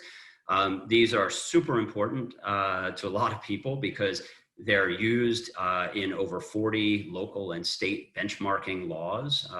Cleveland does not have one, as far as I know, but other places do, and including whole states. And so the accuracy of the Energy Star scores and other Energy Star metrics carries with it a lot of weight, both in terms of those laws and the public disclosure of energy performance, but also because Energy Star metrics are used in real estate transactions, and so they can carry with them a lot of impact. So it's very important to us to make sure that they continue to be accurate. And so we had to look at a variety of different options for what we could tell people to do to take into account these major changes in building operations. Our goal was to try to identify a single benchmarking approach that would provide the best indicator of building energy performance while a building is experiencing extreme changes in operations. Our scores are built so that you can modify different operating characteristics that are taken into account. But typically those things change a little bit here and there. They weren't really built with reductions of 90% in workers happening overnight. They weren't really built with that in mind. So we needed to make sure that they could still work when that's happening, those extreme changes. So we brainstormed internally, our team, and we identified 5 different options. Not going to go through all of these, but they ranged from option 5, which was essentially tell our users to do nothing, just leave your use details. What we mean by that is number of operating hours, number of workers, and the other characteristics that you've told us about your building, leave those unchanged during the impacted period. Even though they did change, just leave them alone and just continue to enter your normal energy use in. That was one extreme. And the other extreme, the other options involved maybe us programming portfolio manager to skip COVID impacted months, doing other things like estimating energy use. But ultimately what we landed on was our option 1, which is essentially the status quo. It's essentially do as you would normally do, follow our normal guidance, and update the relevant use details about your building as they change. So for example, in normal times, if you're an office building and you have 1,000 workers in the building and then a tenant moves out and they had 100 workers, you would then update your number of workers to change from 1,000 to 900.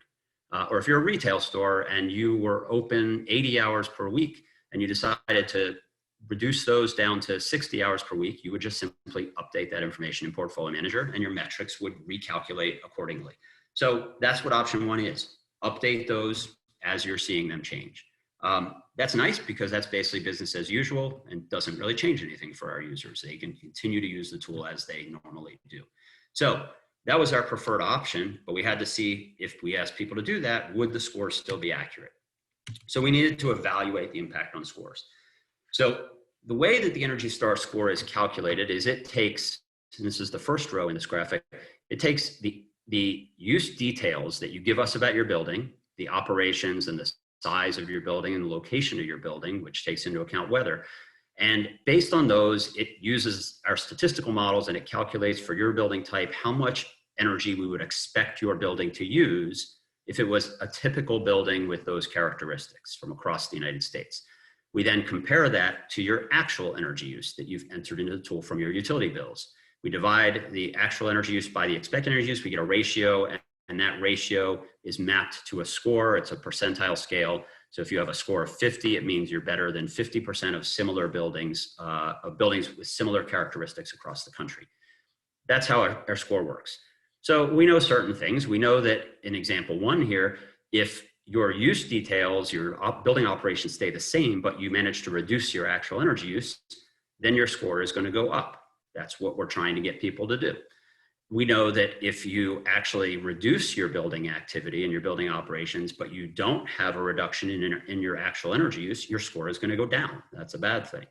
But what we didn't know is under COVID, in most buildings, when you had a significant reduction in your expected energy use because your use details changed, your building operations were significantly reduced, but you also had a reduction in your actual energy use, we didn't know what that would do to your score because it really depends on the magnitude of each of those. And that's what we needed to investigate.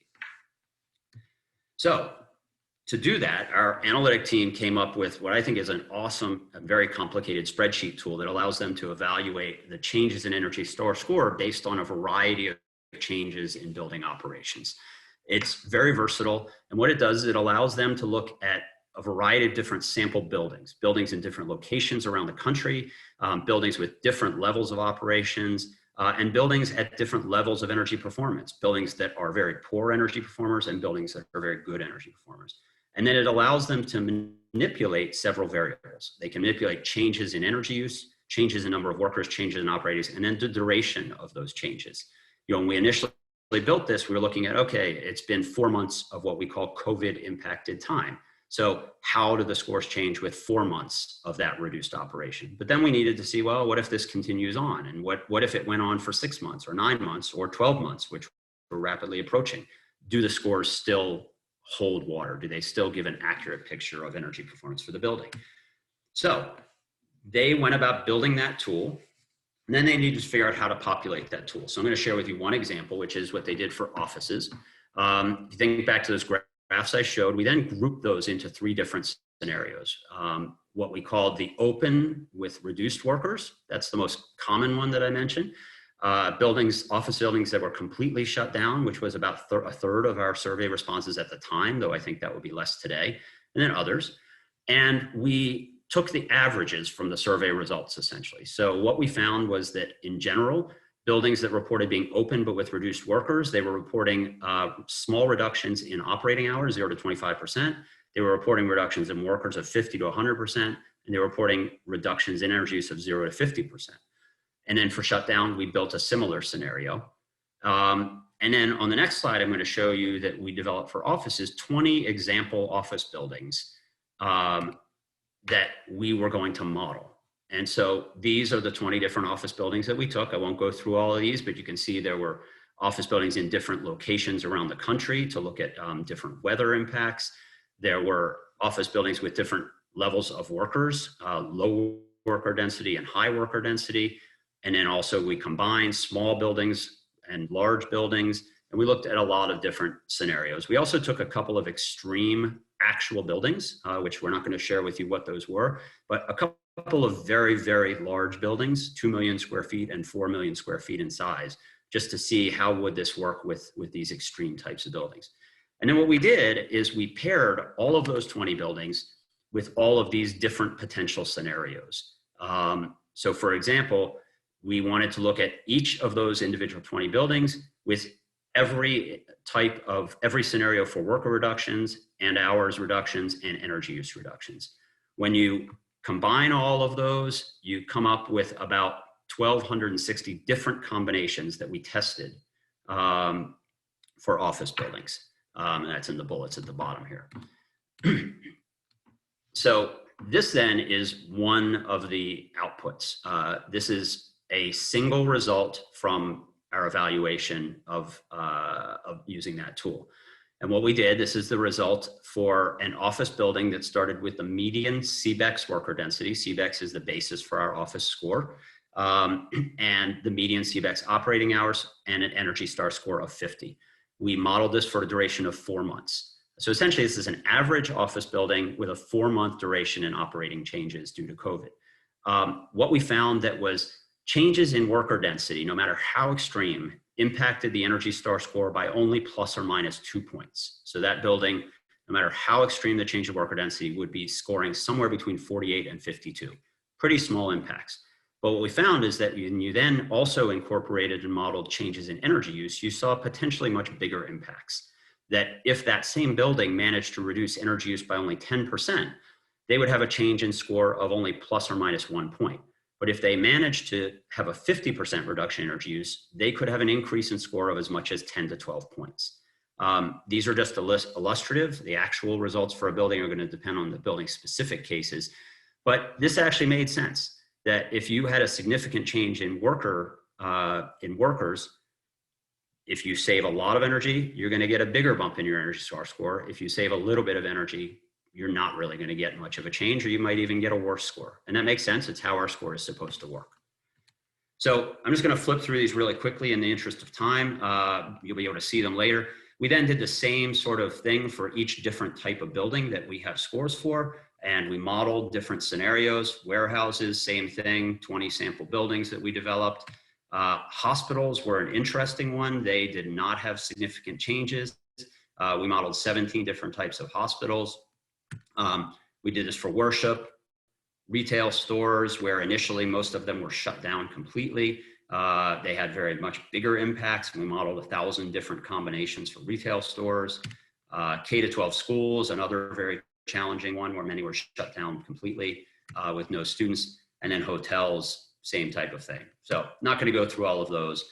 But in the end, what we found was that our score was working properly. So we then needed to communicate this out to our stakeholders, and we wanted to keep them apprised of what we were doing and how this impacted the rules for certification, how they should benchmark their buildings.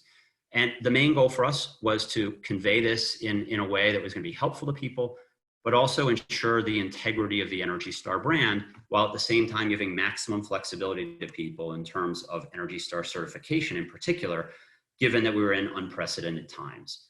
We also wanted to communicate the changes incrementally because we wanted to continue to do additional analysis to make sure that what we were seeing still held true as time went on and COVID still impacted buildings. So we've put out 5 communications since March, about 1 every 2 months.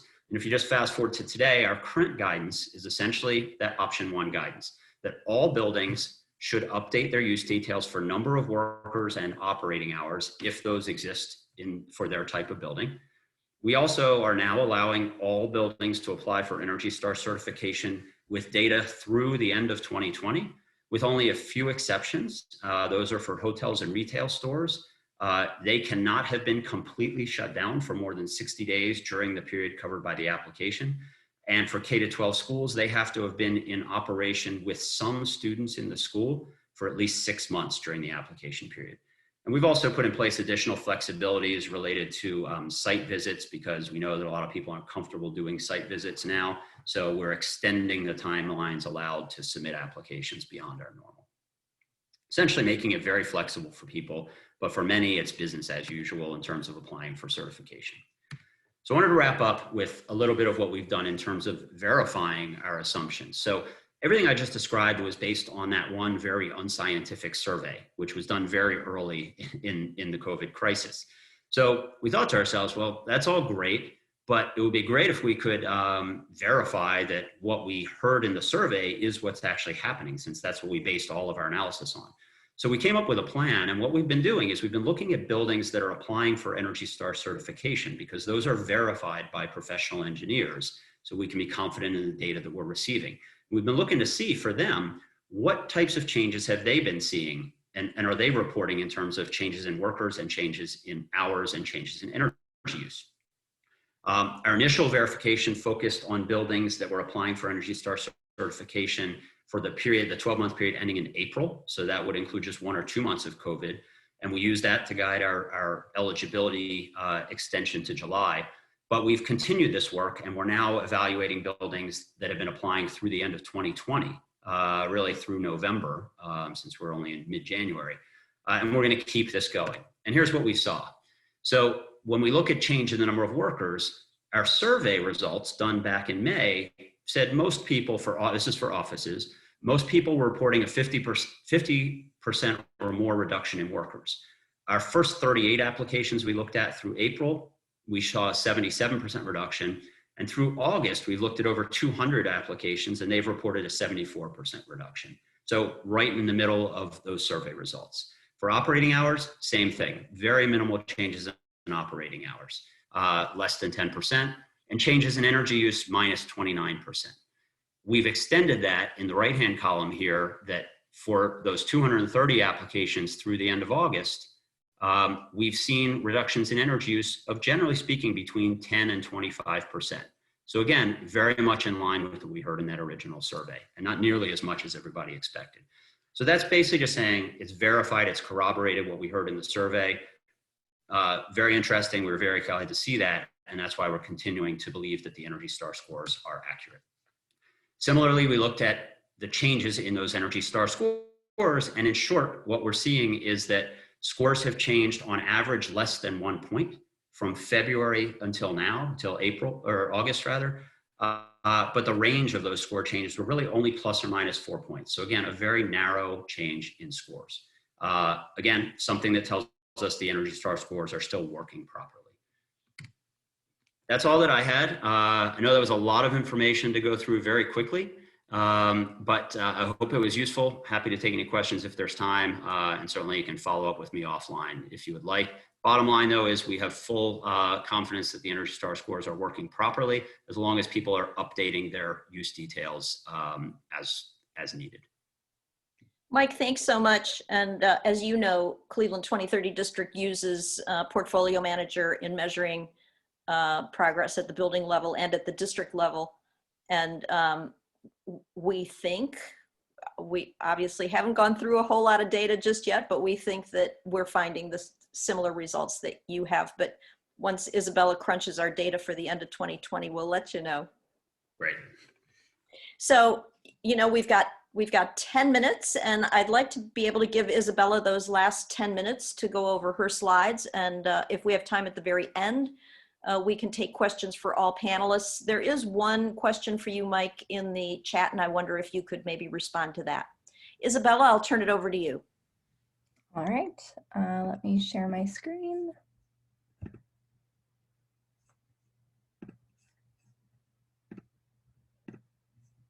All right. So I work with Cindy as a program manager at Cleveland 2030 District. Today I will be briefly discussing the impact of COVID-19 on commuter transportation patterns in Cleveland. So I'll be breaking down the results of our 2020 transportation survey. So first, just an introduction of Cleveland 2030 District.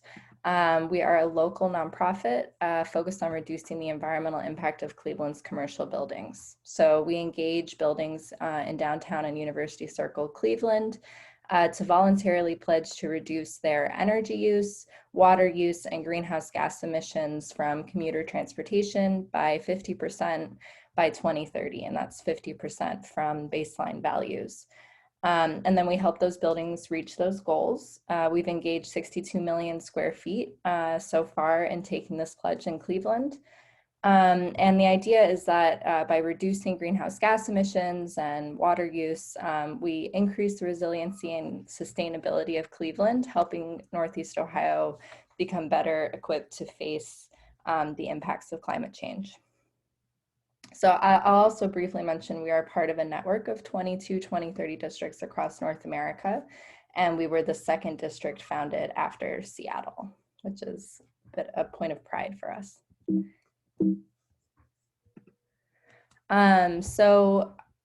We survey our buildings every other year to assess their commuter transportation patterns. So our last survey was in 2018.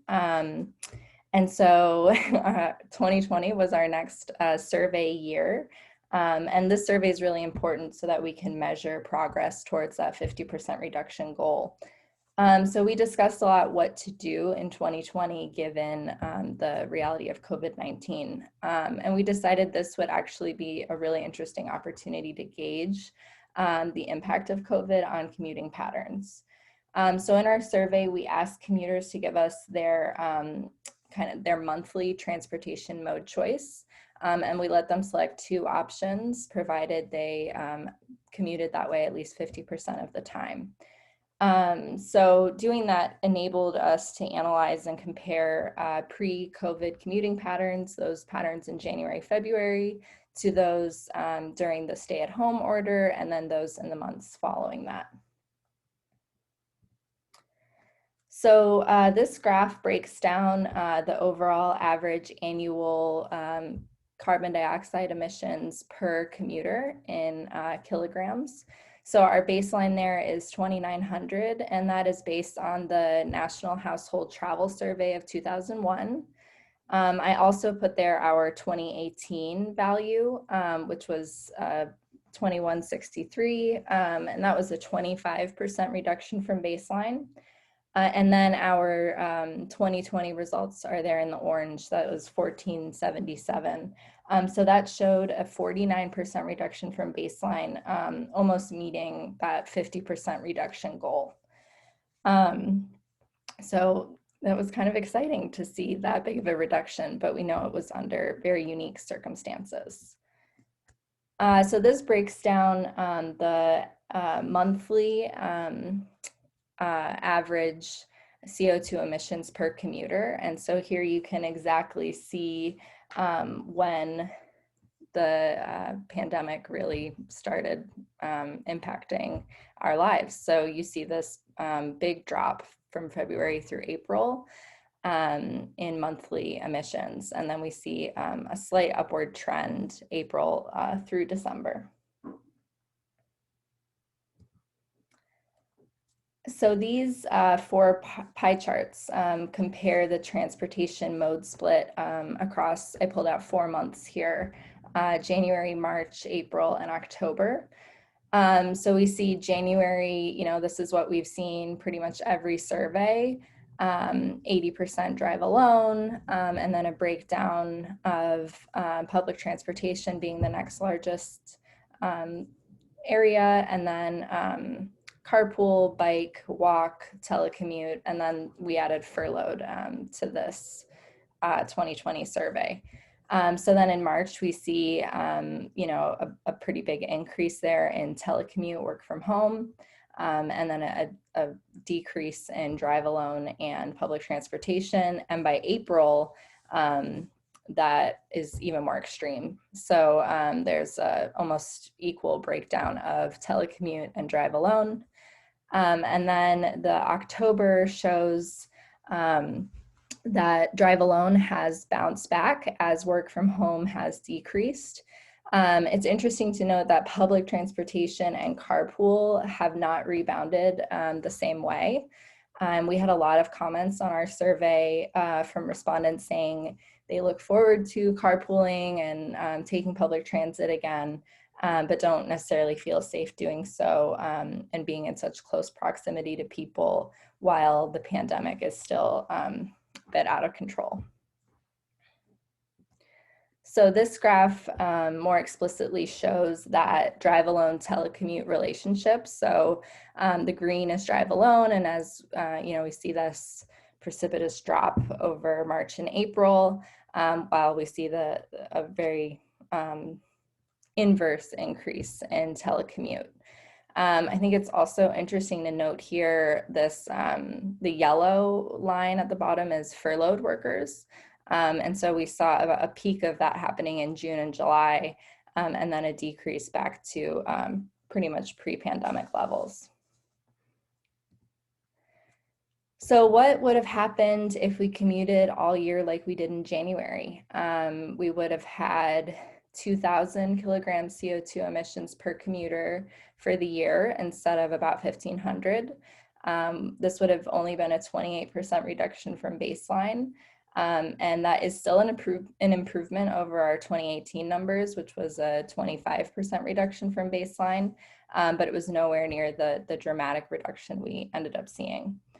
We also would have emitted 2.4 million more kilograms of carbon dioxide emissions into the atmosphere. And I have some equivalencies there for that value. So equivalent to 6 million miles driven by a vehicle.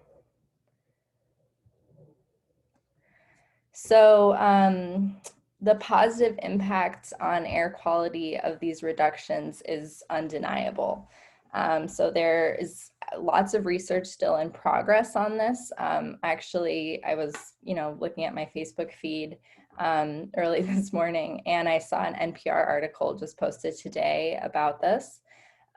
So generally, greenhouse gases are a major contributor to air pollution and impact air quality in a really negative way, as well as the health problems that come with poor air quality.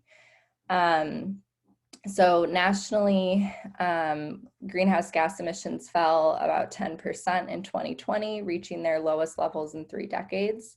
And that's how much greenhouse gases were entering the atmosphere, not like the overall levels in the atmosphere. Those are still increasing, but our annual emissions did decrease. Transportation, which is the US's largest source of greenhouse gases, saw about a 15% decline in emissions. And then comparing April 2020 to mean 2019 levels, globally, daily emissions decreased 17%. So the pandemic disrupting our typical patterns undeniably had a positive climate impact. And we will continue to assess and measure that impact and continue to gain some lessons for how to operate through the future to help, address the climate emergency that we face. So that's all I had today. I know I went through it pretty quickly. I'm happy to answer questions. We'll post these slides and we'll also be sharing more information as it becomes available. Thank you, Isabella. Nice job. Isabella did an awful lot of work crunching those numbers, as you can imagine, taking over 4,000 responses and boiling it down to those graphs was quite a feat. We do have a couple of minutes. We can take questions for Isabella or any of the other speakers. If you'd like to type those in the chat, we can answer those. And by the way, the information Isabella just presented will be included in the Cleveland 2030 District's annual progress report that we will publish in the next few months. Any questions? Do we have anything in the chat? I don't see anything new. Yeah, I don't see anything.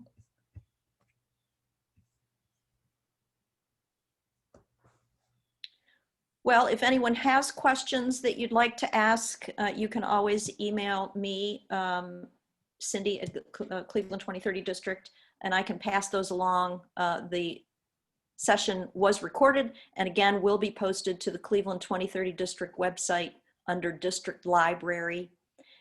Want to thank our presenters. What a wonderful presentation today. Nate gave us just a great background view of local real estate and national real estate trends. And Megan, I love to see the photos that you include of spaces that VOCON has designed. They are always just incredible.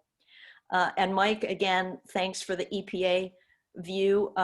We'll let you know how Cleveland 2030 District might support your results. And Isabella, again, thanks for all you do for Cleveland 2030 District.